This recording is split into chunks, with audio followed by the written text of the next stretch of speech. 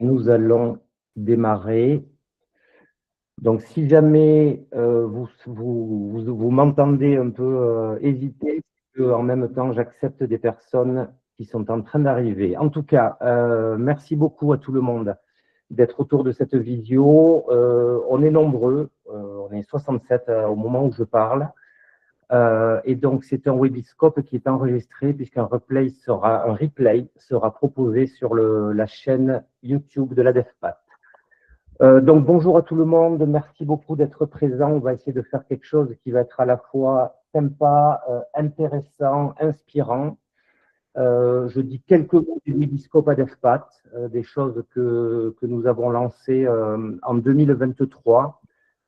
Suite à des accompagnements que l'on peut mener de porteurs de projets, suite à des animations de projets de coopération ou des travaux de veille. Il y a un certain nombre de sujets que l'on souhaite régulièrement partager avec nos copains, des élus, des techniciens, des consultants, des porteurs de projets ou des partenaires, et partager un peu ces acquis, des acquis sur un certain nombre de thématiques en faisant appel la plupart du temps à des copains qui vont partager leur expérience et avec qui on va essayer d'avoir des temps d'échange intéressants. Je ne vais pas passer des heures sur l'introduction parce qu'on a un timing qui est un peu serré. On va essayer de tenir ça en 1h30 jusqu'à 12h30 maximum. On a conduit 8 Webiscopes en 2024. On en a organisé 9 en 2025 sur des thématiques qui vont de la gestion prévisionnelle des emplois et des compétences au développement de compétences en management, aux notions de RSE, RTE, RSO, fondamentaux d'une politique d'accueil, l'impact social, les PTCE, les foncières, etc., etc. Ce qu'on vous propose aujourd'hui, pour le premier de l'année 2026, c'est d'essayer de se projeter un peu en rapport avec l'actualité d'aujourd'hui, à savoir le renouvellement électoral qui va impacter aussi bien les communes, les intercos ou les pays. Et se poser la question de comment, voilà, là, il y a typiquement deux choses que je dois faire en même temps, que je n'arrive pas à faire, évidemment. Mais en gros, autour des municipales et sur le prochain mandat, 2026-2032, alors d'aucuns diront 2033, effectivement, je n'ai jamais compris si ça avait été décidé ou pas. Mais en tout cas, co-construire les missions et les projets de demain, comment mobiliser les élus sur les projets des territoires ruraux, et on va être plutôt sur des exemples de pratiques, d'outils ou de méthodes. Effectivement, on considère qu'un des enjeux des territoires ruraux liés au renouvellement électoral réside dans leur capacité et politique et technique à se projeter collectivement, à construire des chemins, à dessiner des solutions, des missions ou les projets de demain. Donc, comment est-ce qu'on fait? Quels outils, quelles méthodes on utilise ou quels exemples pourraient inspirer les territoires ruraux? Vous êtes tous des acteurs de ces territoires ruraux.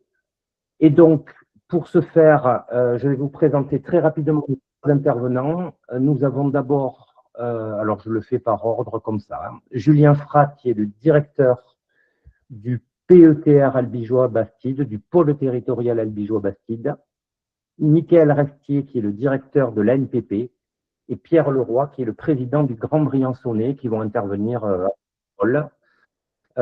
Pour que les choses se passent bien, quelques consignes, mais que vous connaissez déjà par cœur. Ben, si vous renommez votre étiquette en mettant votre prénom, votre nom et éventuellement votre structure, ça permet à chacun de s'identifier et de pouvoir identifier des copains. Si vous conservez votre caméra allumée, ben, ça peut rendre ce temps d'échange plus agréable. Alors, il peut y avoir des besoins spécifiques qui vous amènent à l'éteindre. Si jamais votre bande passante est faiblarde, n'hésitez pas non plus. Je vous remercie par avance de couper votre micro lorsque vous ne prenez pas la parole. Ça nous évitera éventuellement de passer dans un bêtisier. Des temps d'échange sont prévus à la suite des prises de parole. Alors, ça risque d'être frustrant parce qu'on est 75 au moment où je parle. Donc, il est à peu près évident que tout le monde ne pourra pas prendre la parole. Je vais essayer de faire au mieux pour la distribuer, pour animer ces petits temps d'échange. N'hésitez pas non plus à utiliser le chat pour remonter des questions, chat dans lequel je piocherai. En sachant aussi que je ne pourrai pas tout remonter, bien entendu, et que, petit conseil éventuellement, ne vous jetez pas forcément directement sur le chat, parce qu'il se peut que pendant la présentation, il se peut que les réponses aux questions que vous vous poseriez soient apportées pendant les interventions. Donc voilà, Tout le monde se régule et on va passer un très bon moment. Je vous propose d'attaquer directement donc avec Julien Fratt, le directeur du pôle territorial de Bijou Bastide. Ils ont monté un truc sympa pour essayer de se projeter sur le prochain mandat. Donc, on va lui donner la parole. On va laisser, suite à ça, un petit temps d'échange et on demandera à Pierre et à Mickaël éventuellement leur réaction à chaud par rapport à ce que propose le PETR Albigeois Bastide. Julien, si tu en es d'accord, ça marchait bien quand on a testé, donc je ne vois pas pourquoi ça ne marcherait pas maintenant. À toi. Allez, merci beaucoup. Bonjour à tous et à toutes. Voilà, donc Julien Frat, directeur du pôle territorial de l'Albigeois des Bastides. Bon, tu as mis un peu la barre haute. J'espère que ce que je vais vous présenter est effectivement à la hauteur des web-biscopes de la DEFAT. Alors, je vais déjà partager mon écran pour que vous puissiez suivre mes propos. Alors, est-ce que c'est bon pour vous? C'est nickel. Voilà, très bien. Alors bon, peut-être déjà pour commencer, resituer peut-être le pôle territorial de l'Albigeois des Bastilles, donc un syndicat composé de 5 communautés de communes dans le nord et l'est du Tarn.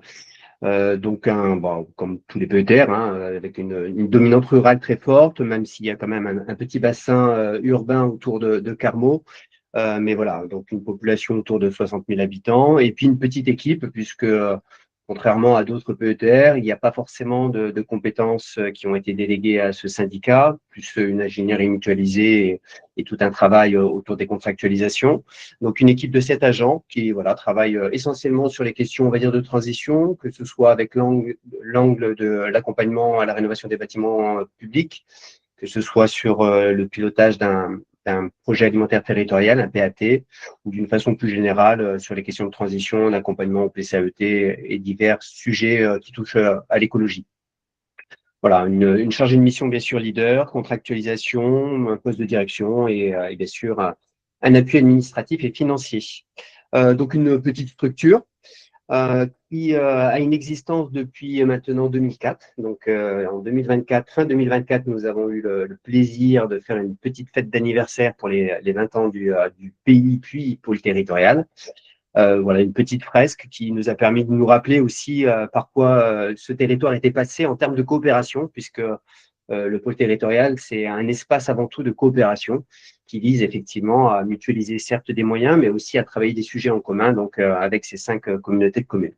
Et sur cette fresque apparaît en 2021 une rencontre qui a changé un petit peu des choses, la rencontre de Jean-François Caron, l'ancien maire de Los Angeles, aujourd'hui président notamment de la Fabrique des Transitions. Et c'est vrai qu'à la suite de cette rencontre, nous avons pu bénéficier d'un accompagnement de la Fabrique des Transitions, qui se poursuit d'ailleurs encore aujourd'hui, pour travailler différents sujets. Alors, la Fabrique des Transitions, pour faire très rapidement, pour ceux qui ne la connaissent pas, c'est une association qui vise à développer et animer une alliance de territoires, mais une alliance aussi de structures qui travaillent autour de ces questions de transition et avec un objectif qui est la conduite du changement systémique, comment effectivement mettre au cœur des projets de transition de nouvelles façons, de nouvelles organisations, de nouvelles méthodes qui permettent d'amplifier ces transitions, de les rendre beaucoup plus systémiques. Les 4 fondamentaux en fait de cette fabrique justement, c'est comment créer les conditions d'un engagement autour de ces questions de transition et au-delà sur les questions notamment de coopération. Donc comment agir en coopération sur la durée, avec un autre objectif qui est l'approche systémique. Donc voilà, comment effectivement pour un même sujet, on essaye d'élargir effectivement la prise en compte des enjeux, et puis la question des mises en récit pour évaluer effectivement les valeurs créées par nos actions, et pas simplement pour évaluer que l'action en tant que telle, mais tous les effets effectivement qu'elle a produits. Alors, si je vous parle de ces fondamentaux, c'est parce que effectivement la démarche CAP 2632 que nous avons, enfin que les élus et les agents de ce territoire ont engagé, sont vraiment ont été construits sur ces piliers-là, sur l'engagement, sur la coopération, sur une vision systémique et sur la question de l'évaluation et la mise en récit. Alors, peut-être pour resituer effectivement le travail que je vais vous présenter, alors le contexte qui nous a amené à nous mettre autour de la table pour repenser un petit peu les missions, mais au-delà des missions, je dirais le fonctionnement du pôle, bah, c'est surtout des contraintes. Certes, il y a ce nouveau mandat qui arrive et c'est une belle occasion de reposer un cadre, mais il y a aussi des contraintes financières croissantes et très fortes qui impactent très fortement les communautés de communes du pôle territorial, directement aussi concernées par des baisses des aides à l'ingénierie, hein, que ce soit celle de la région ou nous sur le département du Tarn. Le département a arrêté de nous apporter une aide au fonctionnement. Et donc, tous ces éléments financiers sont venus de plein fouet reconsidérer effectivement l'intérêt que l'on met dans le pôle territorial, notamment les Comcom, qui, bien sûr, en recherche d'économie, se sont posé la question de finalement à quoi ça servait ce pôle territorial. Au-delà des questions financières, on constate aussi que l'ingénierie territoriale, elle a pas mal bougé ces dernières années. Là, j'évoque PVD, ce qui est une très bonne chose, mais qui re-questionne aussi de comment cette ingénierie se déploie sur nos territoires. Et finalement, elle n'est plus simplement localisée, je dirais, dans le pôle comme elle l'a été dans les années précédentes. Les communautés de communes sont montées en compétences aussi fortement. Il y a eu effectivement ces projets PVD et puis d'autres qui ont, je dirais, redistribué un peu les cartes de l'ingénierie territoriale. Et puis, un dernier point sur notre territoire, puisque comme tout PETR digne de ce nom, on essaye effectivement d'avoir le regard de la société civile au travers de notre conseil de développement, qui sur le territoire est un peu en essoufflement, un peu démissionnaire, et donc là aussi un contexte qui rebalaye un peu la perception de ce rôle que joue le pôle territorial par rapport à cette concertation voilà, citoyenne. Donc tout ça a fait que en fin d'année dernière, enfin en tout cas l'année dernière, des grosses remises en question, en tout cas des gros questionnements qui sont apparus sur l'intérêt de maintenir un pôle territorial et surtout, pas tant de maintenir un pôle territorial, ça c'était la perception de certains élus ou de certains techniciens, mais surtout c'est OK, on vient de faire 20 ans, quelle forme et comment on continue à coopérer, à travailler sur les 20 prochaines années. Bon, je vous ai mis quelques verbatims, certains certainement ont les mêmes échos sur leur territoire, mais voilà, de cette remise en question, je trouve que cela permet aussi, des fois, de se reposer les bonnes questions. Et c'est ce qu'on a essayé de faire avec le projet CAP 2632, c'est-à-dire que face à un constat de remise en question, comment reconstruire un chemin dans lequel tout le monde s'y retrouve et dans lequel on repartage effectivement du commun et de l'envie. On a utilisé pour ça une méthode qui s'appelle la méthode des chemins du changement, qui est une méthode qui un petit peu phasée, qui vise à, comme tout projet, hein, de redéfinir un petit peu le contexte dans lequel on se situe, de redéfinir collectivement des visées, des objectifs, pour après essayer de les atteindre. Et pour les atteindre, des fois, il y a plusieurs manières de les atteindre. C'est ce qu'on appelle justement ces chemins de changement. Donc ça, c'est l'étape qui va permettre à chacun peut-être aussi de s'y retrouver, parce que on peut avoir tous le même cap, mais des fois, on n'a pas forcément tous envie de prendre la même route pour arriver à la même destination. Donc, c'est ce qu'il faut arriver à identifier. Et puis, au-delà de ces chemins, c'est définir les nouvelles activités et puis aussi le suivi et l'évaluation. Je m'attarde 2 secondes sur le suivi et l'évaluation. C'est vrai qu'on suit, on évalue nos projets, on évalue nos stratégies, mais on évalue très rarement nos coopérations. Et c'est ce qui est intéressant dans cette démarche, c'est aussi d'évaluer effectivement comment on coopère, comment on s'y retrouve dans l'organisation, dans le fonctionnement qu'on a mis en place en commun pour travailler des sujets en commun. Et c'est, pour l'instant, on n'y est pas encore à ce stade-là, cette étape-là, mais c'est aussi une des ambitions de cette démarche. Je l'ai dit en filigrane, l'objectif, reclarifier collectivement le fonctionnement du pôle. Et là, je ne parle pas du projet de territoire. On n'en est pas à ce stade. Le projet de territoire doit être revu avec les nouveaux élus. Mais là, c'est comment on refonctionne ensemble, comment on s'organise pour renforcer nos coopérations. Ce travail prendra plusieurs formes, mais notamment une qui est la convention territoriale, puisque le PETR est lié avec ses communautés de communes par le biais d'une convention territoriale que l'on va devoir donc retravailler. Et bien sûr, dans cette convention, on pourra redéfinir les articulations entre les communautés de communes, le pôle et son conseil de développement pour lui redonner une place qu'il doit être dans la vie politique de notre territoire. Ce que je vous propose, c'est de dérouler ma présentation. Elle n'est pas très longue et puis après, on laissera place à un jeu de questions et de réponses, sauf si certains ont des questions qui leur brûlent. C'est comme vous voulez, mais voilà. Alors, du coup, euh, pour faire simple, il a fallu d'abord se redire clairement c'est quoi que le pôle territorial et quels sont ces piliers sur lesquels on va après travailler nos fonctionnements. Les piliers, ils sont classiques, c'est les questions de contractualisation. On a tous effectivement un CTO plus ou moins, un CRTE, un programme leader aussi, et on porte tous généralement des missions thématiques. Sur le pôle de Belbigeot et des Bastides, c'est plutôt des missions vraiment en lien avec la transition écologique dans toute sa diversité, mais on anime également le SCOT, un des deux SCOT qu'il y a sur le territoire, sur la partie nord du territoire. Mais un pôle territorial, c'est aussi un espace de coopération et c'est aussi un espace dans lequel on essaye qu'il y ait une concertation, une participation citoyenne. C'est sur la base de ces 5 grands, on va dire, piliers qui constituent le pôle que l'on a essayé donc de travailler nos chemins de changement.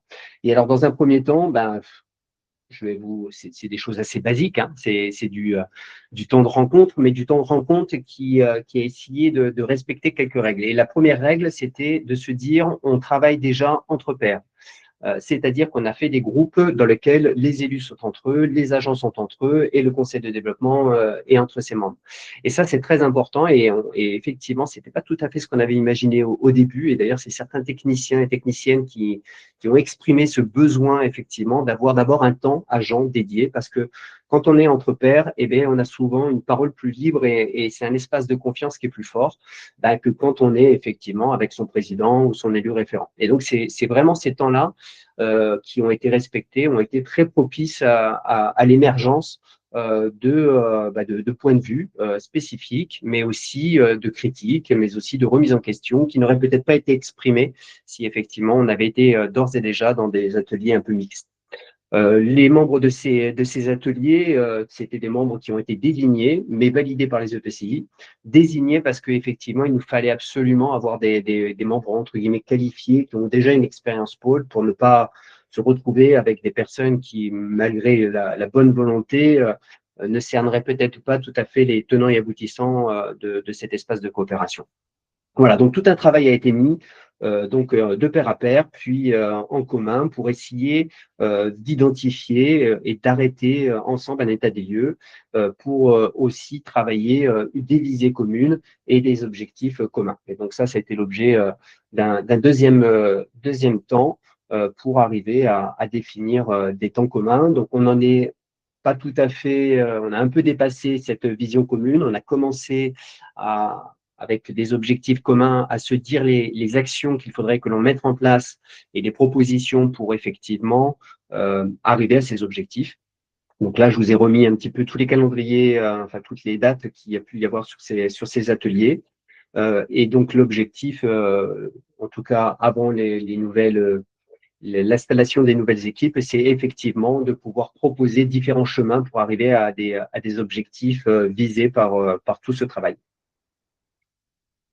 Bon, quelques illustrations pour faire simple, mais c'est important aussi quand on s'engage dans ce genre de démarche, hein, c'est quand même plus difficile d'animer une réunion quand on parle d'organisation, quand on parle voilà, de fonctionnement, que quand on est autour d'un projet concret d'installation photovoltaïque ou de rénovation d'un bâtiment, voilà, où là on a du sujet concret. Donc il faut absolument que les formes soient au rendez-vous aussi pour rendre déjà le travail convivial. Et puis pour guider un petit peu la dynamique et surtout voilà, travailler cette dynamique qui va être fertile par rapport à tous les renseignements dont on a besoin, toute la matière dont on a besoin pour pouvoir travailler après nos changements.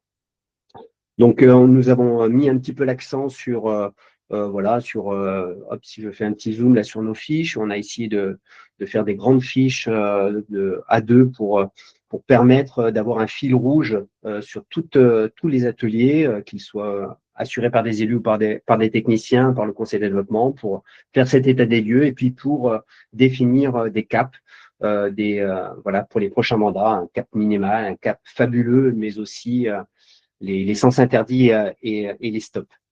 Donc, tout un ensemble d'animations, de techniques d'animation pour lesquelles d'ailleurs la DEFPAT est un très très bon centre de ressources nous ont permis d'essayer de croiser les regards, d'arriver à des désaccords aussi, parce que ça, c'est un grand enseignement de ce travail. C'est qu'effectivement, la vision agent et la vision élu peut, sur certains sujets, être complètement différentes. Et comment on la traite du coup et qu'est-ce qu'on convient d'objectifs communs. Donc ça, c'est un travail qui est à la fois difficile, mais surtout très important pour arriver à s'entendre et à comprendre aussi les limites des uns et des autres. Bon, après tout ce travail, il en reste encore à produire. Ce que l'on peut dire de cet engagement, c'est que déjà, il y a eu des inquiétudes qui ont fait jour, des interrogations qui ont pu être entendues. Et ça, je dois dire que dans nos espaces de travail, il y a peu de place au final à l'expression un petit peu libre et justement à la mise en débat d'interrogations. Voilà. Donc, cette remise en plat, elle est quand même à saluer et je trouve que elle est très saine, en tout cas dans les perspectives qui s'ouvrent sur le pôle territorial. Elle nous permet d'envisager des choses beaucoup plus saines que si elles n'avaient pas pu être exprimées.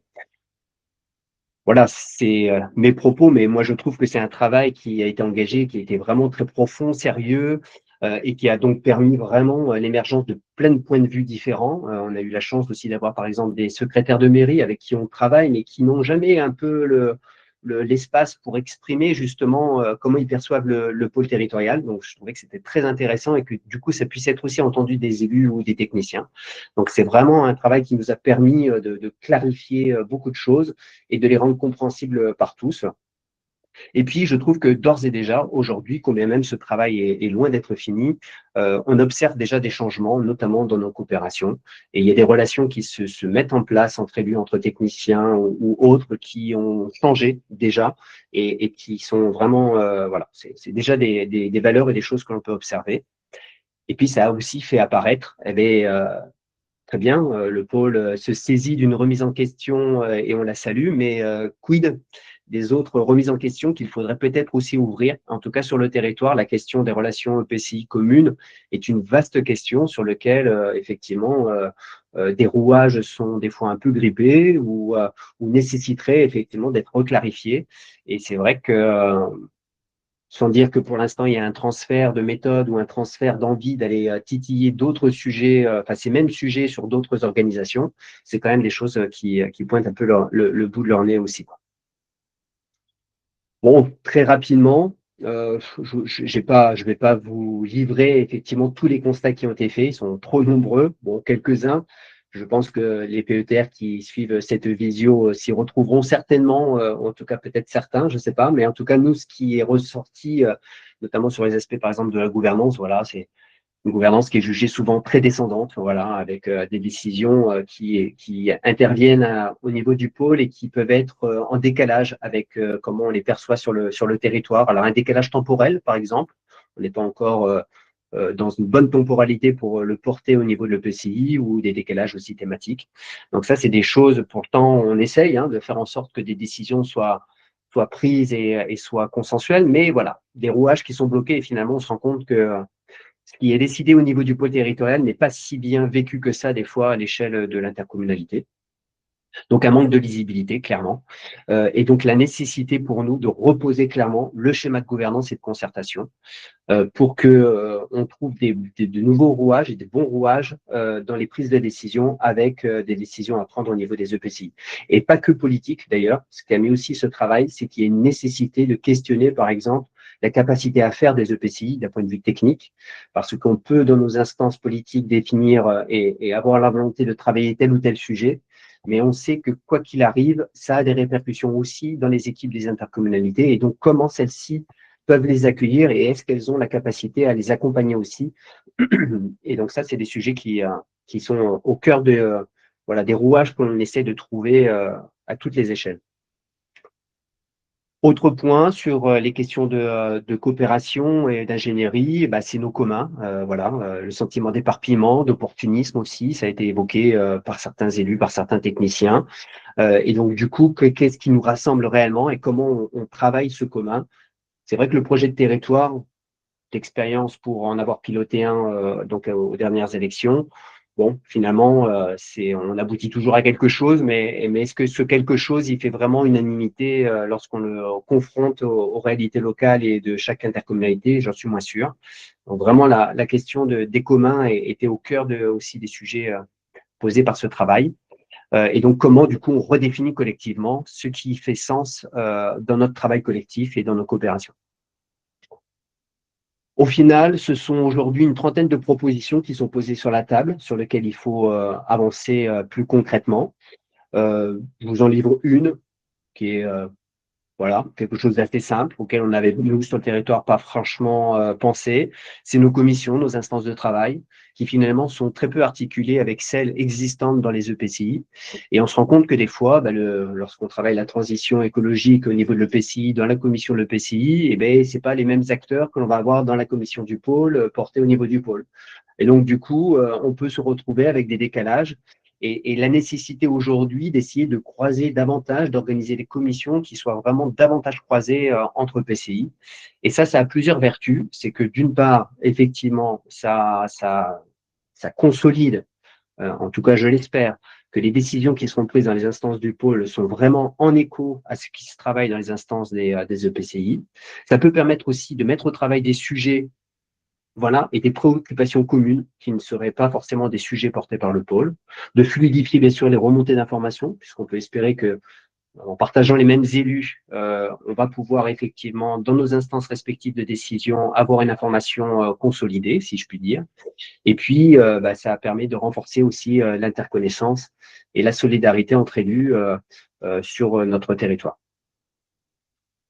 Pour finir, c'est un territoire, je ne l'ai pas dit, mais qui a une visée qui est de livrer une feuille de route effectivement aux nouveaux élus.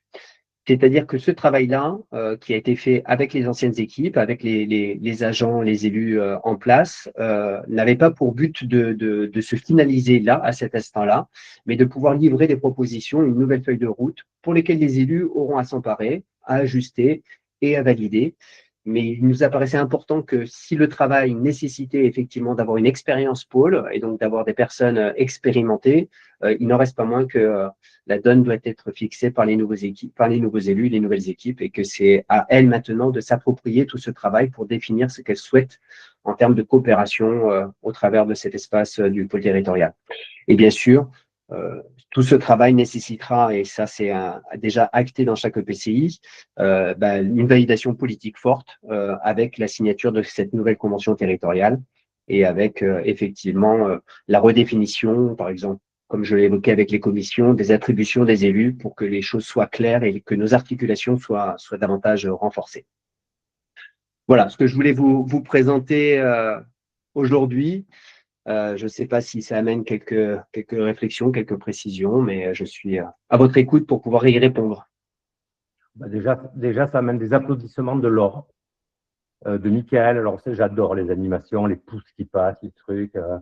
En tout cas, à ce stade de la compète, merci beaucoup Julien. Juste une petite question qui vient du chat. Alors, sous réserve, c'est toi qui donnes la réponse, Julien, mais je pense que le support est diffusable. Oui, tout à fait. Bien sûr, je te le communiquerai pour que tu le joignes.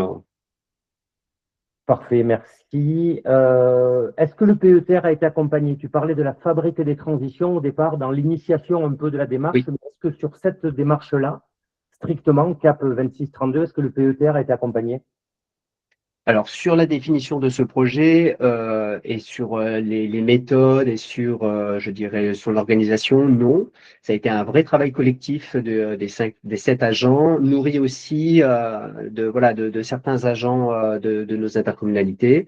Par contre, il a été nécessaire qu'à certains moments clés, on fasse appel à une vision, à une personne extérieure. Et donc là, on a fait appel effectivement à la fabrique des transitions pour venir restituer et pour notamment accompagner les désaccords, parce qu'il y avait des désaccords profonds. Et c'est vrai que l'équipe du pôle n'est pas à l'extérieur de ce travail.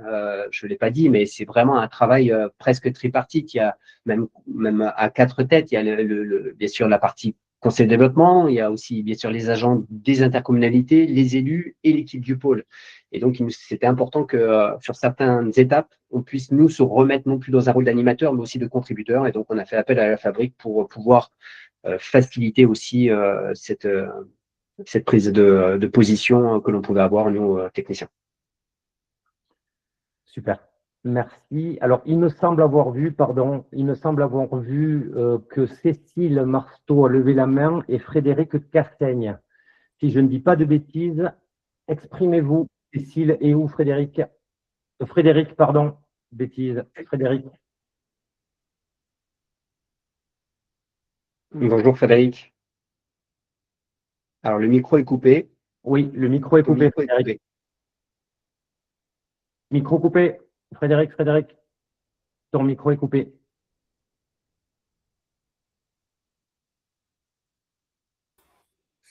Oui, pardon, je disais qu'a priori, nous sommes 3, il y a 2 Frédéric, c'est ça? Oui, c'est ça. Et alors, moi déjà, à 2, ça fait beaucoup trop. Mais vas-y, Frédéric. Ok. Donc, je me présente très rapidement. Donc, Frédéric, je suis consultant sur CRDFPAT, sur le développement touristique, mais j'ai une autre activité de coach facilitateur d'intelligence collective. Et je travaille avec des collectivités et je voulais faire part d'une expérience, mais pour enrichir ce que Julien Fra vient d'expliquer. Donc, j'ai travaillé avec une collectivité donc de 10 000 habitants et qui avait de gros problèmes de communication, alors entre la maire et les adjoints, entre les adjoints et les conseillers majoritaires, entre les élus et les techniciens, entre parmi les techniciens, les cadres et les autres techniciens, etc. Bref, tout ça pour dire que nous avons fait un travail vraiment très, très détaillé pour identifier les besoins et trouver les solutions.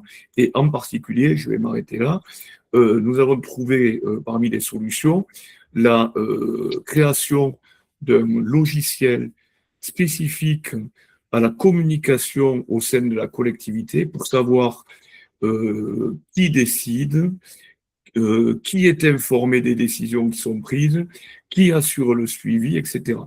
Et autre élément fondamental, c'est de désigner un animateur, entre guillemets, de l'ensemble du process qui a été décidé, pour qu'effectivement, il soit un peu le harceleur en disant, tiens, on avait dit que tous les 15 jours, on avait tel type de réunion avec tels interlocuteurs, etc. Il faut fixer le calendrier, etc. Bref, donc tout ça pour dire l'outil informatique d'un côté et l'animateur de l'autre pour que dans la durée, le fonctionnement soit fluide. Voilà, j'ai terminé. Merci Frédéric. Julien, ça apporte une intervention ou une précision ou une résonance? Oui, je suis de résonance. Ce qu'on se rend compte, c'est qu'effectivement, la question de la communication, de toute façon, elle est vraiment souvent aussi au cœur des difficultés que l'on rencontre. On a beau communiquer, nous semblait qu'on communiquait suffisamment, mais finalement, communiquer, c'est une chose et s'assurer que le message est reçu en est une autre. Et c'est là aussi où voilà, la question de la communication était vraiment au cœur aussi des sujets qui ont été posés dans ce projet, ressortis dans ce projet. Ok. Dorothée Lépine, a priori, souhaite s'interroger ou en tout cas intervenir. Vas-y, oui, j'ai une question, merci beaucoup. Donc moi, je suis Dorothée Lépine et je travaille pour l'agence ADOC. Je m'occupe du réseau des incubateurs et pépinières pour la région. Alors, merci beaucoup pour la présentation et je trouve que c'est très intéressant comme approche. On a beaucoup de questions, nous, au sein du réseau, sur la manière dont on peut intégrer justement les élus, les faire se saisir des questions qui sont posées justement par les agents. Et je voulais savoir, dans le cadre de cette expérience-là, comment vous avez fait pour que les élus soient de véritables parties prenantes et comprennent, se saisissent du sujet et soient présents. Alors, c'est vrai que deux éléments qui viennent en tête, c'est que déjà par rapport à tout le travail qu'on fait depuis quelques années avec l'accompagnement de la fabrique, c'est vrai qu'il y a, je trouve, des choses qui bougent sur les questions de coopération. Moi, c'est une évidence que le territoire, il met en place maintenant des temps et des sujets ou des façons de travailler des sujets qui concourent vraiment à la coopération. Par exemple, ça fait pas tout à fait, c'est pas tout à fait une réponse à votre question, mais ça y contribue un peu. On a des techniciens aujourd'hui qui ont une parole beaucoup plus libre, et ça, c'est pas non plus quelque chose qui est tout de suite évident. Mais c'est aussi le fait qu'au fur et à mesure de cette coopération, de ce travail au commun, où on consolide une confiance qui se met dans des cadres de travail et qui permet un peu de libérer davantage la parole. Et ça, c'est le fruit de plusieurs années et de plusieurs façons aussi de sécuriser justement ces prises de parole. Pour ce qui est des élus, c'est vrai que j'ai été assez surpris. En fait, quand on a rassemblé, bon, bien sûr, généralement, la première instance, les élus qui avaient été désignés sont tous présents, voilà. Mais il y a eu vraiment, dans la continuité, une très, très forte participation. On a même mis en place des ateliers qui n'étaient pas prévus initialement parce que ça demandait trop de temps. Enfin, on avait besoin de plus de temps pour travailler nos propositions et ils étaient présents, quasiment toujours à l'unanimité. Et je pense que ce qui était important, ce qui a fait qu'ils se sont mobilisés, c'est surtout des contraintes. C'est clair qu'aujourd'hui, moi, j'ai de nombreuses communautés de communes qui se posent la question, enfin, qui ont la nécessité de trouver des marges de manœuvre financières. Le pôle, nous, on porte pas de compétences, donc ça serait assez facile de s'en défaire quelque part. Mais en même temps, quand on a compris qu'on va évoluer dans quelque chose qui nécessite encore plus de coopération, et donc j'en reviens aussi à tout le travail qu'on a pu faire en amont, et ben du coup, on a conscience qu'il faut peut-être effectivement le voir différemment et se saisir de ces espaces pour peut-être en faire des choses plus vertueuses que simplement on tire un trait et puis on passe à autre chose. Et je pense qu'il y a un peu de cette maturité-là aussi chez de nombreux élus. Et ce qui permet, je pense, c'est ce qui a aussi permis une bonne fréquentation. Il y en a quelques-uns, ils pourraient répondre, mais je crois qu'il y en a quelques-uns qui participent au webinaire. Je ne sais pas qu'est-ce qui les a motivés à être assidus dans tout ce travail-là. Mais je crois que fondamentalement, il y a quand même, avec toutes les années, une sorte d'attachement aussi qui s'est fait à cet espace-là, à ce travail qu'ils font en commun et qui se consolide malgré les difficultés et sans que peut-être on mette ce mot-là pour le qualifier, mais qui se consolide malgré tout dans les années, quoi. Oui, l'existence, en gros, si je comprends bien, aussi l'existence du PETR en soi a aussi créé de bonnes conditions pour les… De bonnes conditions, en tout cas, il crée des conditions de coopération. Elles ont été critiquées, elles ont été… mais à partir du moment où elles sont critiquées, c'est que la coopération, quelque part aussi, elle est saine. Enfin, il faut être clair. La coopération, souvent, c'est ce qu'on dit, c'est de mettre les désaccords en commun. À partir du moment où on arrive à s'autoriser, même si certains diront que dans ces ateliers CAP 26-32, l'expression de certains élus était bien minorée par rapport à comment elles expriment leur position vis-à-vis du PETR dans d'autres instances. Mais bon, moi je trouve que quand même il y a des sujets forts qui ont été posés et je trouve que c'est un signe aussi qui témoigne d'une certaine forme de maturation coopérative. Ça fait pas tout, hein, la maturation coopérative, hein, ça résout pas les problèmes financiers notamment, mais bon, ça permet aussi à un moment donné de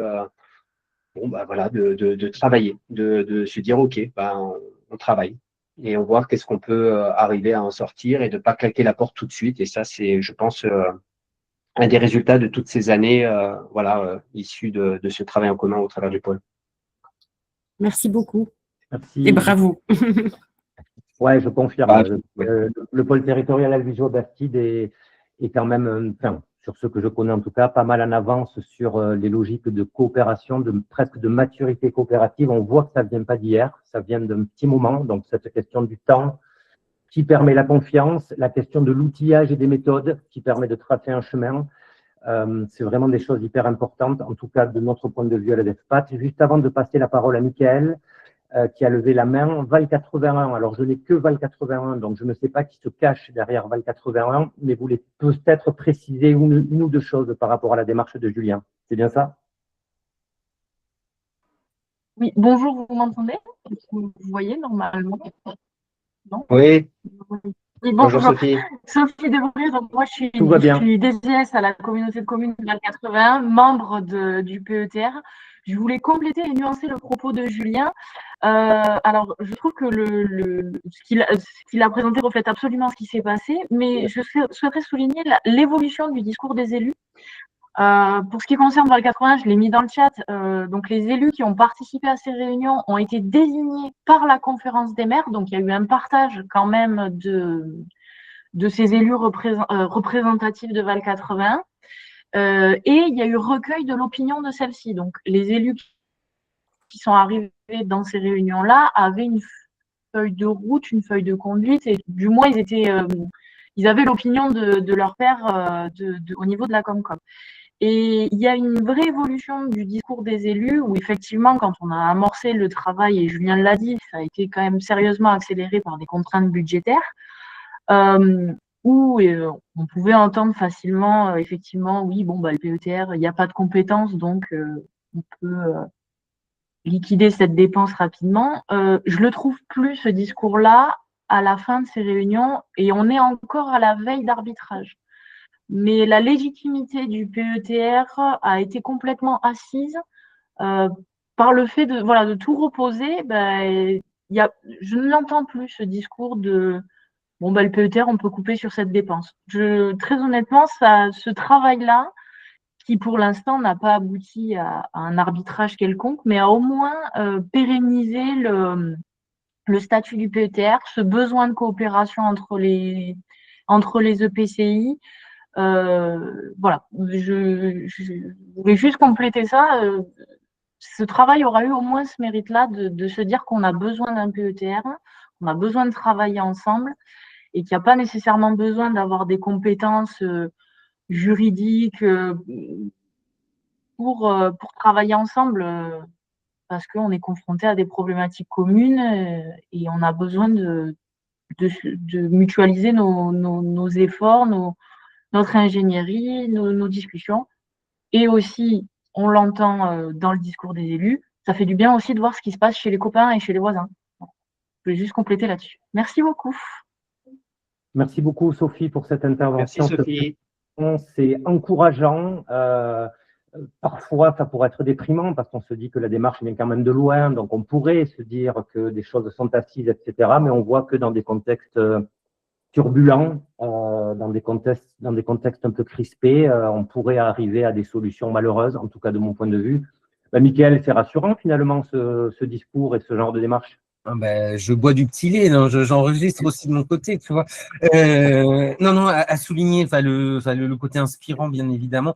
Salutations aussi par rapport à la capacité de persuasion et quelle force de conviction aussi, parce que ça doit pas être toujours facile en fait de partir de si loin. J'avais une petite question par rapport en fait à la temporalité. En fait, est-ce que tu considères que le projet de territoire, tu élabores un nouveau projet, donc 26-32 ou 33, on verra, ou est-ce que tu considères à faire une révision ou une modification de ton projet de territoire? Parce que cette question de la temporalité est évidemment importante. Ouais. Alors, la question des projets de territoire, nous, elle est vraiment posée sur la table parce que aujourd'hui, on a toutes les Comcom qui sont ou qui se sont ou qui vont se doter d'un projet de territoire. Ce qui n'était pas le cas en 2020. À l'installation, il y avait que quelques Comcom et encore, même, je suis même pas sûr qu'il y avait un seul projet de territoire. Enfin, il y avait un agenda 21 quand même sur une de nos communautés de communes qui vaut quand même projet de territoire, mais voilà, elles n'étaient pas forcément outillées d'une vision stratégique propre à leur territoire. Donc du coup, là aussi, il va falloir absolument que tout ça s'articule fortement. Donc, le projet de territoire, pour l'instant, on n'a pas tranché de comment on allait le mener, mais pour moi, ça sera plutôt un nouveau projet de territoire dans le sens où celui-ci devra être vraiment de rechercher le trait d'union de tous les projets de territoire qui sont élaborés à l'échelle de nos EPCI. On ne pourra pas simplement faire qu'une simple révision, mais il nous faut repenser la façon dont on définit collectivement le projet de territoire. Ça, c'est clair. Merci. Parfait. Est-ce qu'il y a d'autres interventions? On est parfait sur le timing.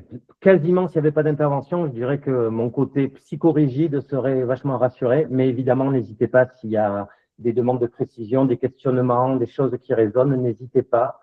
Et on pourra éventuellement aussi revenir peut-être après l'intervention. Alors, je vais faire des passes de rugby parce que j'aime bien envoyer les ballons à l'aile. Donc, je vais faire une passe sautée. Je vais sauter sur Mickaël pour aller directement sur Pierre pour le deuxième temps de ce Webiscope. Donc là, on a une parole d'élu qui qui grenouille sur les sujets de coopération depuis longtemps, sur les sujets de transition, qui a des choses à raconter sur des outils et des méthodes, des exemples, sur voilà, poser un peu une parole d'élu construite de longue date autour de ces sujets d'exemples inspirants, de coopération. Pierre, la balle est à toi. Bonjour à tous et à tous, merci pour l'invitation. Je vais rebondir par rapport à ce qu'a dit Julien et je voulais le remercier parce qu'en fait, quand on a bien écouté ce qu'il a présenté, moi il se trouve que je suis administrateur de l'Association nationale des pays et PETR et ce que décrit Julien, c'est évidemment ce que vivent les pays et les PETR en France et il pose vraiment les problèmes et il les pose bien, mais c'est rassurant. C'est très rassurant. Pourquoi? Parce qu'il interroge d'abord l'existence des PETR et des pays. Eh bien oui, en effet, il faut l'interroger. Ça s'appelle la démocratie, cette affaire. Et on a toujours considéré que la démocratie était quelque chose de posé, de définitif, et finalement, tout allait très bien. Et on le voit bien à l'international et au national, que la démocratie, c'est un objet en construction. Et donc, qui nécessite d'être en permanence réinterrogé. C'est pas confortable, hein, parfois. C'est des fois douloureux, c'est des fois, ça pose plein de questions. Évidemment, ça brasse, ça frotte dans tous les sens. Mais il est en effet impératif que les PETR et les pays s'interrogent. C'est très salutaire. Et ça montrera d'ailleurs, parce que moi, comme vous, hein, quand j'ai été élu il y a 18 ans, je me suis dit, mais c'est quoi ce machin? C'est quoi ce truc? Dans le millefeuille administratif, il nous rajoute une feuille à la con. Qu'est-ce que c'est que ce machin?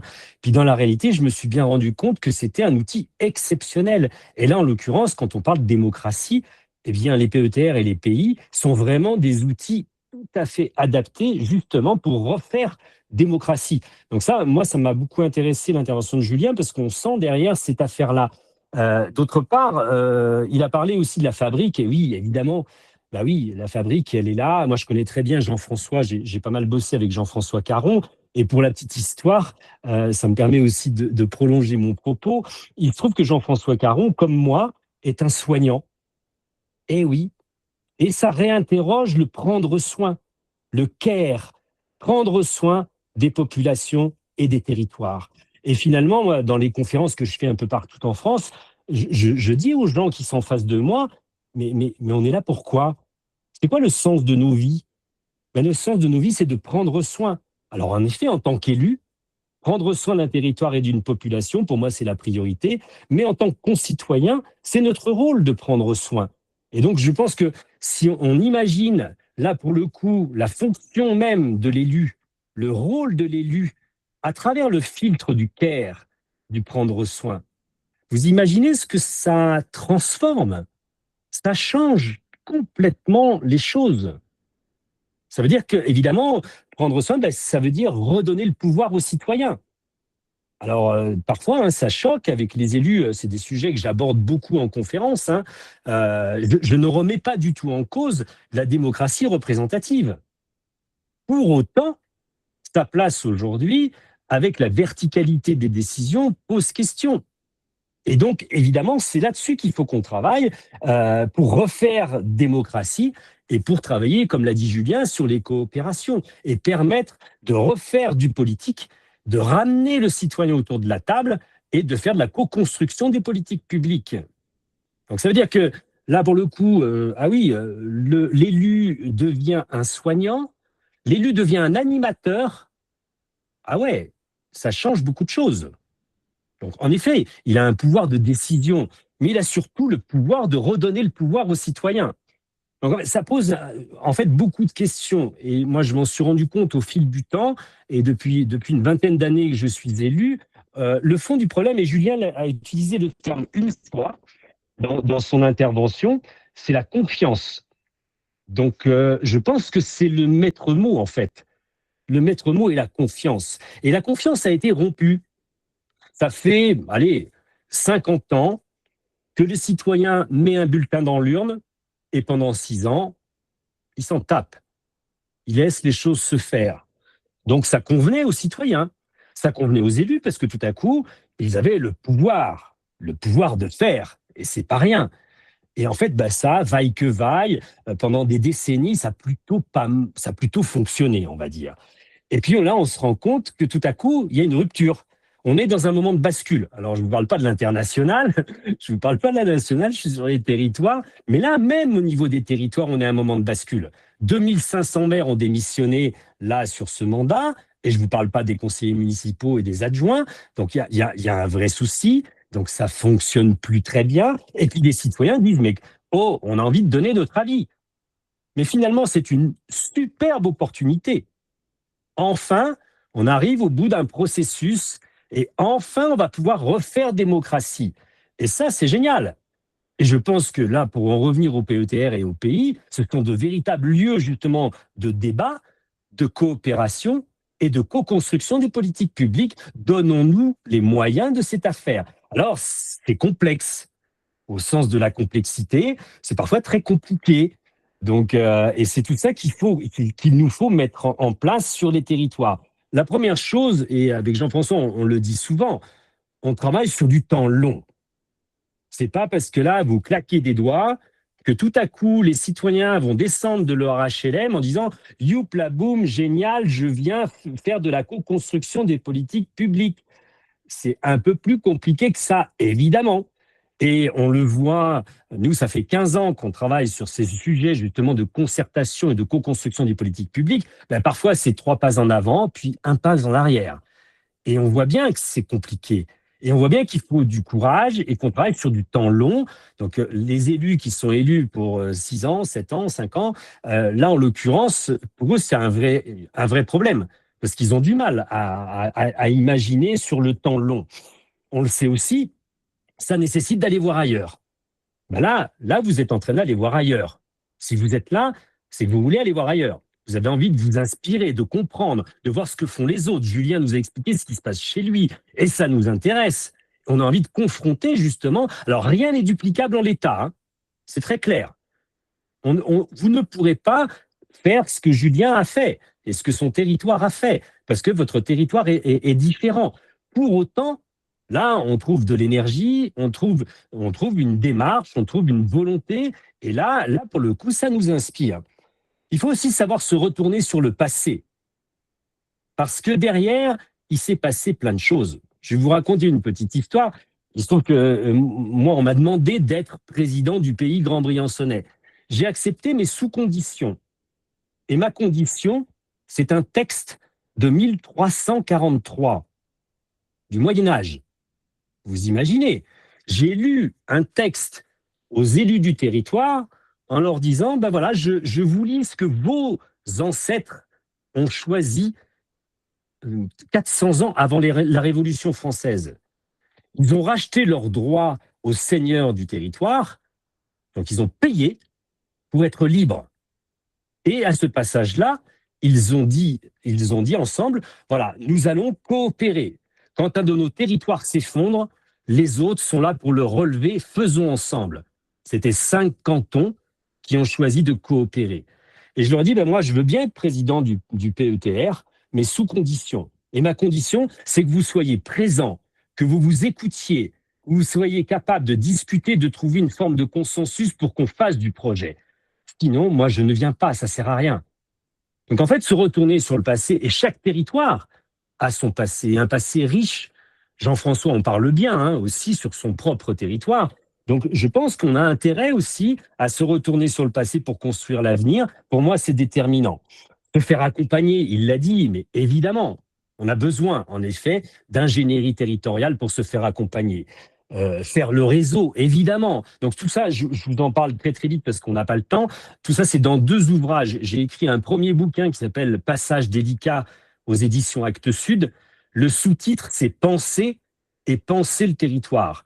Penser avec un E et penser avec un A. Tiens, on revient aux soignants de territoire, au prendre soin, au care. Et pour moi, c'est véritablement une solution.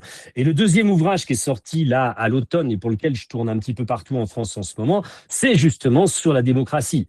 C'est le petit traité, le petit manuel, de démocratie vivante.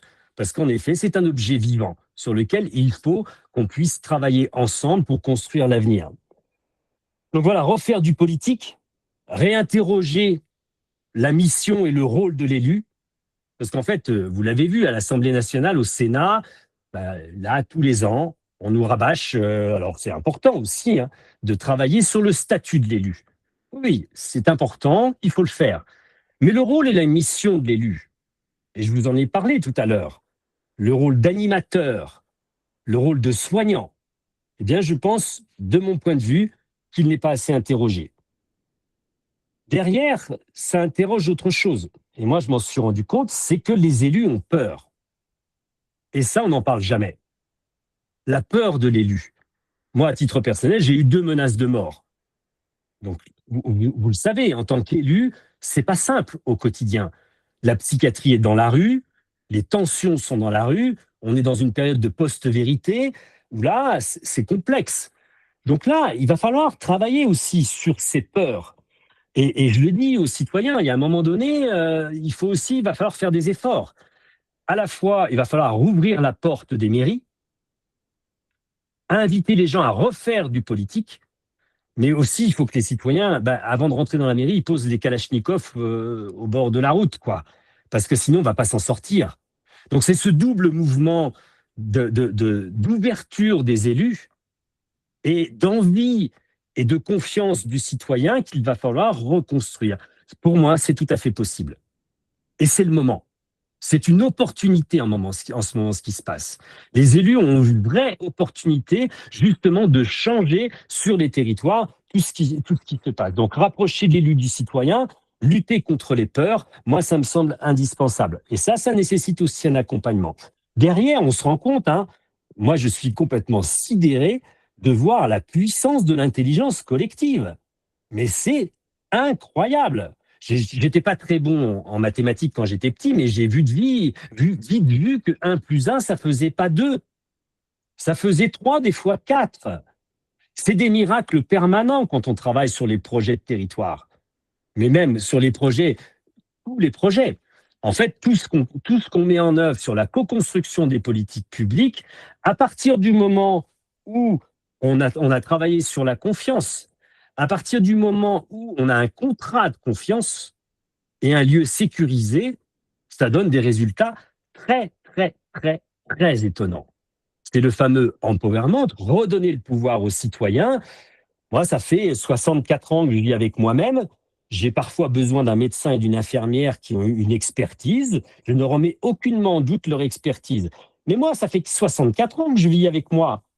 Je me connais un peu, physiquement, psychologiquement, mentalement. J'ai quelques expertises en ce qui me concerne.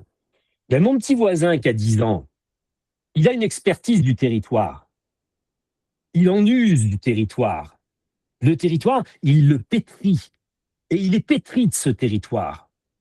Donc, on a besoin de ce diagnostic sensible de tous nos concitoyens pour construire les projets de territoire. Et il faut faire confiance aux citoyens. Encore une fois, si c'est dans un cadre sécurisé, si on est accompagné, eh bien, refaire du commun, il n'y a pas de problème. Et en travaillant de ce fait-là, et sur ces sujets-là, on va travailler sur les besoins primaires des populations. Tiens, le rôle de soignant, boire n'est pas garanti en France, ni en quantité, ni en qualité. Manger n'est pas garanti en France. Regardez l'autonomie alimentaire de vos territoires. Elle est entre 2 jours et 5 jours. Elle n'est pas garantie. Se loger, ce n'est évidemment pas garanti. Avoir du lien social, non plus. Et on est dans un pays développé, où les besoins primaires des populations ne sont pas garantis. Mais c'est ça dont il faut qu'on parle en projet de territoire. Ce sont nos besoins primaires. Et là, vous verrez que vous allez acquérir la confiance des citoyens. Parce que c'est des sujets de leur quotidien. Et là, on va pouvoir travailler avec eux sur comment on va vers la satisfaction de ces besoins primaires. Je vous invite à aller voir le donut. Pour certains, vous devez connaître, évidemment, avec le plancher, là, pour le coup, le plancher social. En deçà de quoi la vie n'est pas décente. Ça, c'est assez facile à y travailler ensemble. Après, il faudra qu'on travaille sur le plafond environnemental, au-delà duquel l'humanité est carrément en danger. Donc ça, c'est des sujets pas inintéressants sur lesquels on peut travailler. Bref, c'est refaire du commun, réinterroger la performance, Donc, je vous invite évidemment à aller voir aussi Olivier Hamon, hein, parce qu'entre performance et robustesse, ben là, vous allez vite comprendre ce qui se joue sur les territoires. Et on en discutait avec Michael de la NPP. C'est évidemment que là, pour moi, les PETR et les pays sont vraiment des outils qui correspondent à ces enjeux. C'est-à-dire mettre de côté la compétition et travailler sur la coopération. Donc, avant de passer rapidement la parole, parce que je pourrais parler 3 heures, évidemment, juste un exemple que nous avons. Alors, évidemment, toutes les occasions de faire de la co-construction sont à prendre. Évidemment, le projet de territoire. Mais ça peut être aussi sur le leader. Comment on co-construit le programme leader, et je pense que vous l'avez fait avec vos populations, mais ça peut être des sujets tout autres. Là, je vous donne un exemple très concret, très précis. Parmi de nombreux exemples dont je pourrais vous parler, c'est le dialogue territorial que nous avons mis en place, nous, sur notre plan climat air-énergie territorial. Il se trouve que j'ai plein de casquettes, mais entre autres, je préside une société citoyenne de production d'énergie. Donc, je suis à la fois énergéticien, je suis environnementaliste, je suis élu. Et qu'est-ce que je vois sur mon territoire? Des conflits d'usage sur l'énergie, à la fois sur la sobriété énergétique.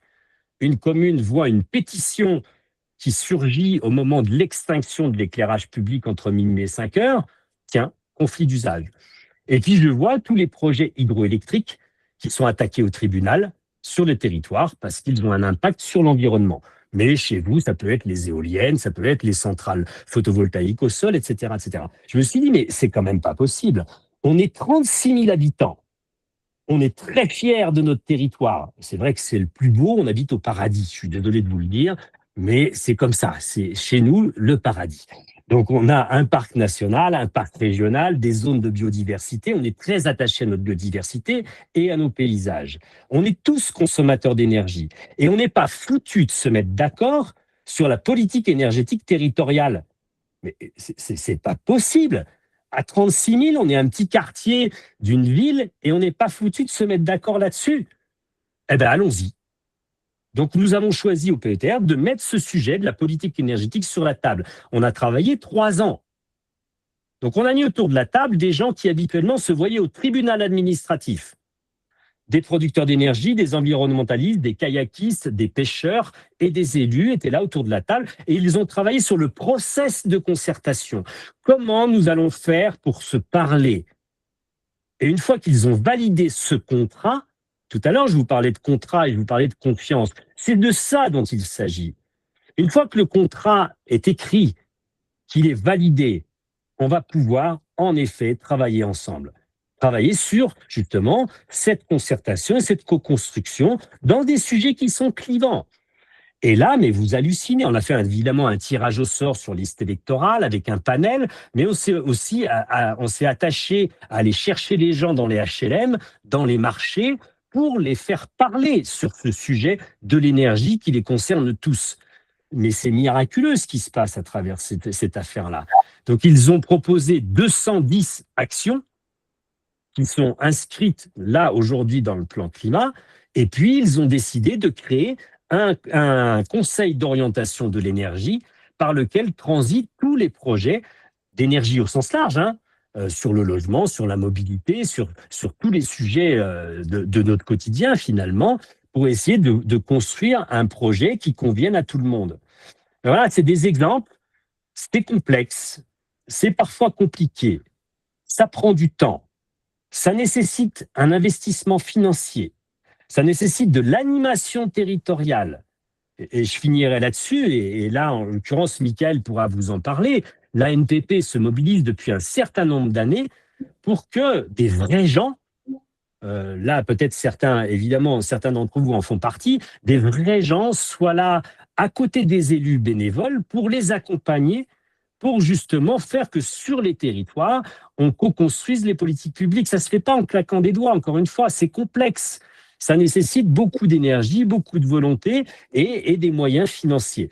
Donc là, l'animation territoriale, on a parlé du 1%, c'est-à-dire que sur les appels à manifestation d'intérêt, sur les appels à projets de l'État, on dit mais il y a un moment donné, c'est pas possible.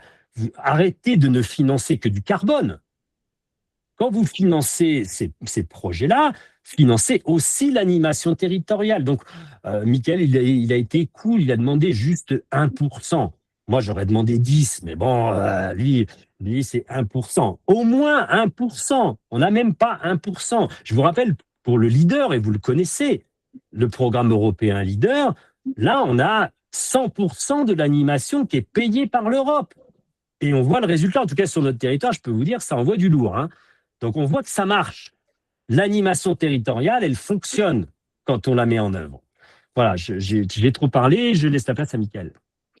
Merci Pierre. Alors, je ne vais pas dire que tu as trop parlé. On m'avait prévenu que tu étais bavard, mais je me dis finalement que vu les mots que tu... Je te dénonce pas, Mickaël, je te dénonce un pas. Un peu quand même. Mais non, mais c'est effectivement passionnant et il y a plein de mots dans ce que tu dis qui résonnent avec alors ce que nous on peut faire à la DEFPAT, mais ce que j'imagine les territoires vivent. Le culte de la performance, on se calme, revenir un peu aux bases, à l'essentiel, c'est plutôt pas mal. Le process, presque plutôt que le projet. Toujours pareil, le temps long, la confiance, tout ce qui va être diagnostic sensible, c'est-à-dire que oui, les élus, ils savent. Alors, il y a des élus qui savent juste parce qu'ils ont été élus, c'est un peu dommage, mais les élus savent, mais ils savent, comme tu le dis, aussi bien que le gamin de 10 ans qui va à l'école tous les jours en prenant ses chemins, aussi bien que la mamie qui doit aller faire ses courses, aussi bien que, etc., etc., etc. Donc, c'est vraiment, c'est hyper intéressant, voilà. Mais moi, je suis pas là pour prendre la parole, donc je fais une petite passe à Mickaël, évidemment. Juste pour préciser, alors j'ai dit que Pierre était passionné, hein, j'ai pas dit qu'il était bavard, donc ce qui veut dire la même chose mais différemment. Non, sur l'1% ingénierie qu'on parle depuis plusieurs années, qui est en fait de sanctuariser 1% des enveloppes dédiées à l'investissement, de le flécher sur le fonctionnement.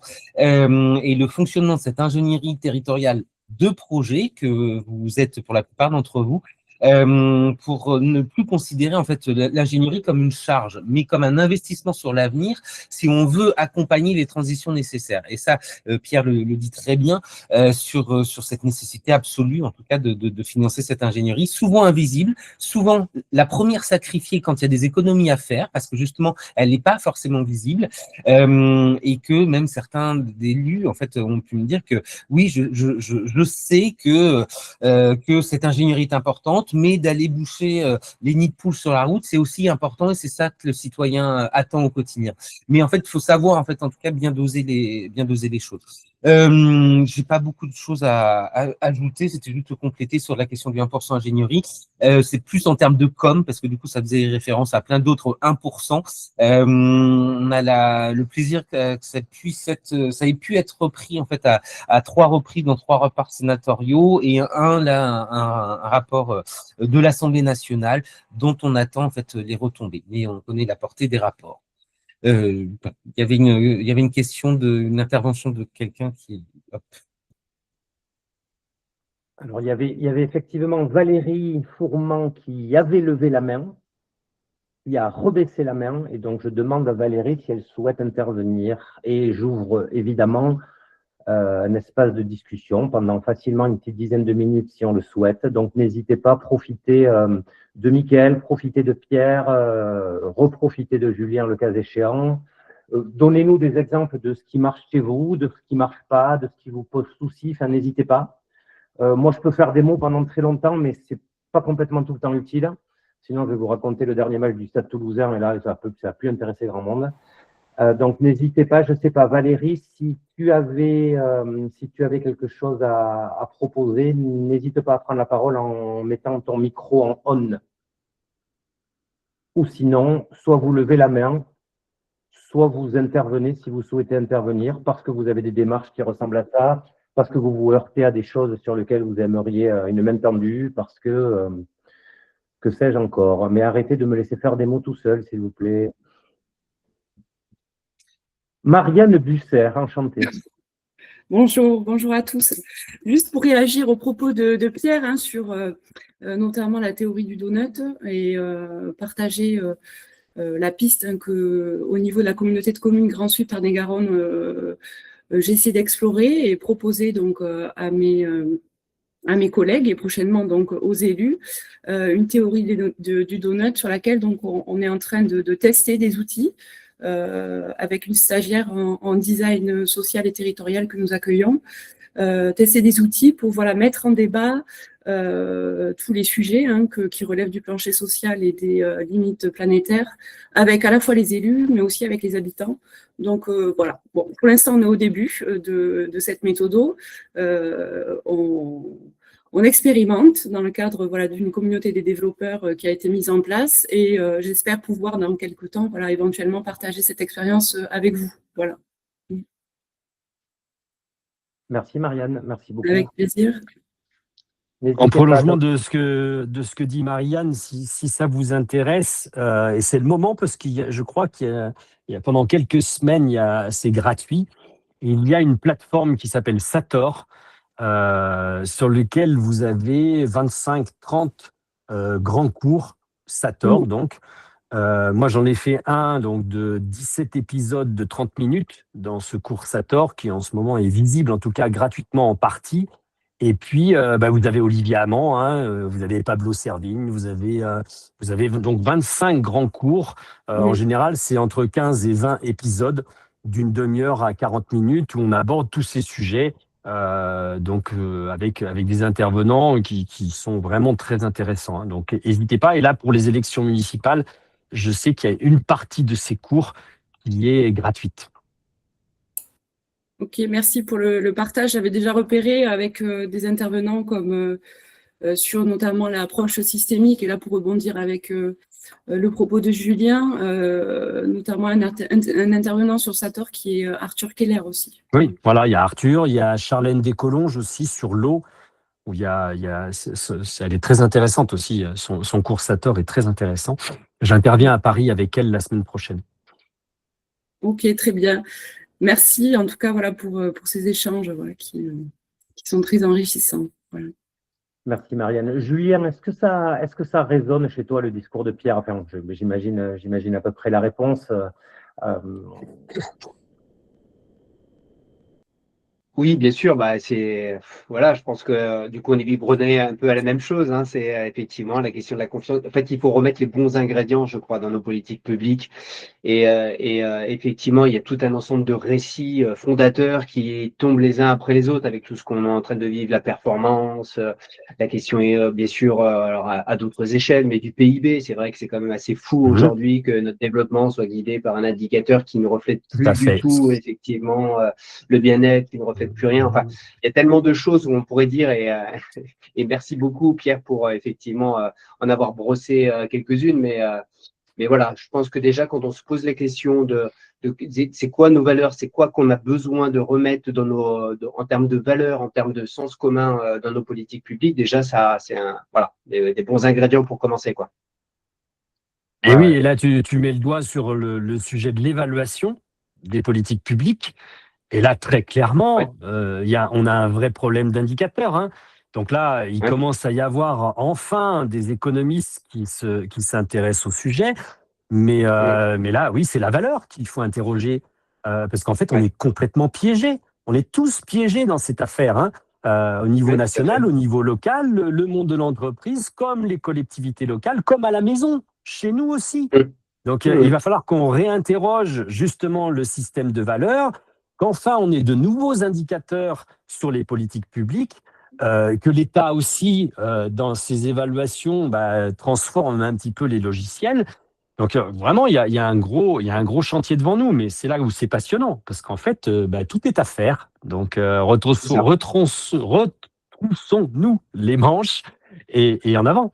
Mais c'est passionnant, je trouve qu'on est une période, alors à la fois qui peut sembler catastrophique, quand on regarde les médias le matin, c'est quand même difficile. Mais en même temps, moi je pense qu'on peut être aussi enjoué, et on le voit dans les marges, il se passe énormément de choses. Moi qui parcours un peu la France dans tous les sens, je suis sidéré des initiatives incroyables qui se passent dans les marges, et les marges commencent à plus être trop des marges. Les marges commencent à grossir largement. Et je pense que le moment de bascule va venir, participons-y.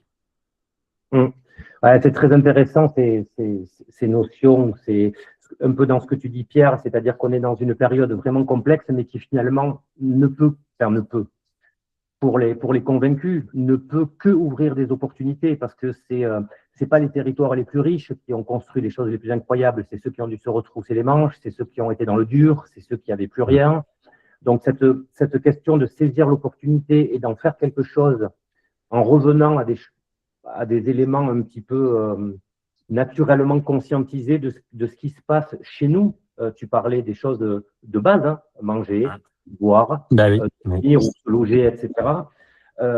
Tu parlais d'un truc qui est hyper intéressant, qui nous commence à vraiment nous titiller à la DEFPAT, c'est le care, mais le care au sens global, pas la santé. Je suis en bonne santé, moi, parce que j'ai un médecin à côté de chez moi. Le care, comment est-ce qu'on prend soin de ce qu'on est et de ce qu'on est ensemble. Donc ça, c'est vraiment des sujets qui sont passionnants. Et puis la dernière chose que je voulais relever dans les échanges qu'il y a eu, et notamment dans ce que tu as dit, c'est des sujets sur lesquels aussi on essaye de mettre un peu notre patte, c'est tout ce que nous, on appelle un peu les nouveaux modèles de développement. Et oui, ça va être la robustesse, et oui, ça va être l'économie de la fonctionnalité, de la coopération, et oui, ça va être la coopération, la coopération, la coopération et la coopération. Mon copain Daniel, s'il n'est pas parti, il l'a dit, et moi je suis d'accord avec lui, 2026, c'est l'année de la coopération, même si ça ne rime pas, mais c'est pas grave, on va y arriver. Il y a le sujet on n'a pas utilisé le terme, mais c'est les autonomies territoriales. On ne parle pas d'autarcie, évidemment, on parle d'autonomie ouverte sur les voisins. Moi, ça m'intéresse beaucoup ce qui se passe à la fois, comme je l'ai dit, dans les PETR et les pays, mais aussi dans les parcs, même si les parcs devraient aussi se réinterroger, hein, parce que là, il y a des dérives, il y a des dysfonctionnements. Mais je pense que les parcs régionaux ont été des outils justement d'innovation vachement importants. Pour tout vous dire, moi, après 18 ans en tant qu'élu, j'arrête là. La semaine prochaine, je ne serai plus élu. Donc, je perds 6 mandats qui vont s'arrêter d'un seul coup, c'est par choix. Donc, et je pars à pied. J'habite à la frontière italienne et je vais jusqu'au nord de la Bretagne à pied en autonomie, en passant par les parcs et en passant par les PETR et les pays. Je vais passer par l'Albigeois, hein, avec plaisir, j'irai me balader par là-bas pour justement voir tout ce qui se passe en termes d'engagement sur les territoires, tout ce qui se passe dans les marges dont je parlais tout à l'heure, tout ce qui se passe dans ces territoires qui travaillent sur leurs autonomies territoriales, parce que je pense que ce sont vraiment les mines de demain. C'est eux qui vont donner l'exemple. C'est à partir d'eux qu'on va pouvoir construire l'avenir. Donc moi, je pense qu'il faut aller farfouiller partout de tout ce qui se passe dans ces territoires étonnants. Donc, ça veut dire, Pierre, si je comprends bien, on refait un Webiscope dans un an et tu nous sors tous les enseignements des marges, c'est ça? Voilà, c'est ça. Allons dans les marges, voir ce qui se passe, accompagnez-les, donnons-leur confiance, parce que ces jeunes aussi, ils ont besoin d'avoir du soutien, parce que c'est pas simple hein, pour eux de créer le nouveau monde, et on a besoin d'eux, et ils ont besoin de nous. Et qui c'est qui reprend ton bâton de pèlerin à la NPP ou sur tes différents mandats? La NPP, il y a plein de gens géniaux. Hein. Les administrateurs, il y a plein de gens qui sont super. Il y a vraiment des élus engagés. La nouvelle présidente, moi, je trouve que c'est quelqu'un de très intéressant, mais peut-être que tu peux en parler, Michael. Je ne peux pas préjuger des élections, donc on verra plus tard. Mais voilà. Oui, Mélanie Thomas, nouvelle présidente depuis septembre dernier, effectivement, est très sensible et porte haut les valeurs et les couleurs du développement local, qui est un peu l'étendard sur lequel on peut regrouper tous les sujets qu'on a évoqués ce matin. Très bien. Est-ce qu'il y a des interventions? Je me dis que tout le monde commence à avoir peut-être un peu faim, mais pour autant, on n'a jamais eu autant de temps devant nous pour éventuellement continuer à poursuivre un peu les échanges. Donc, avant que je me sente seul avec moi-même et ma culpabilité de faire des phrases, n'hésitez pas à intervenir si vous le souhaitez. Je trouve qu'on est sur du bon niveau quand même de réflexion par rapport à des sujets qui sont, en tout cas, nous, c'est comme ça qu'on les voit à la DEFPAT, les territoires ruraux existeront par ce genre de dynamique, par ce genre de coopération, parce qu'on est capable de se retourner sur ce qui a été fait et de ne pas dire, comme dirait le général, attractivité, attractivité, attractivité, attractivité, ou performance, performance, performance. Voilà, parce qu'on est des gens construits avec des capacités à travailler ensemble, même si c'est dur. Moi, j'aime bien, je crois que c'est Julien qui l'a dit, hein, une des preuves des collectifs qui arrivent à un certain degré de maturité coopérative, c'est pas qu'ils coopèrent sur tout, hein, c'est qu'ils savent vivre dans leurs désaccords ou dans les désaccords. Parce qu'évidemment, on va pas être d'accord sur tout. On va aborder des sujets, on ne sera jamais même d'accord. En revanche, c'est quoi le pas qu'on va faire pour essayer de faire vivre ce désaccord intelligemment? Est-ce que quelqu'un voudrait faire une sorte d'intervention, un mot de la fin avant que... Non, ça y est, tout le monde a faim, c'est normal. C'est normal. 3, 2, 1. Très bien. Alors, en tout cas, vraiment un grand merci. On a été à peu près 80, une très grande partie de ce Webiscope. Je suis très content de ce qui s'est passé, des échanges. Je suis content de ce qu'on peut arriver à partager ensemble. Je trouve que c'est toujours mieux quand on partage, parce que partager, c'est meilleur. Le replay du Webiscope sera disponible dans quelques jours sur la chaîne YouTube de la DevPat. Quelqu'un a levé la main, pardon. Je n'ai pas vu passer. Quelqu'un voulait dire quelque chose peut-être? N'hésitez pas. Non? Ok. Donc, replay sur la chaîne YouTube de la DevPat. Il y a 2-3 ressources qui sont passées à droite et à gauche que je vais capitaliser, vous faire passer. La théorie du donut, les bouquins de Pierre, 2-3 autres choses que j'ai notées. Nous vous transmettrons le support qui a été partagé par Julien. Et vraiment un grand merci, alors évidemment à Julien, à Pierre et à Mickaël, mais un grand merci aussi à tous d'avoir été là, d'avoir participé, et j'espère de vous être inspirés de ce qui a été dit. Merci et au revoir. À bientôt, merci. À bientôt tout le monde, merci beaucoup. Merci beaucoup, au revoir.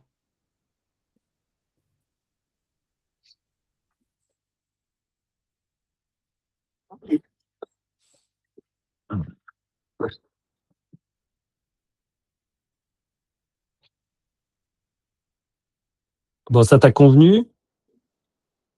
Ma foi.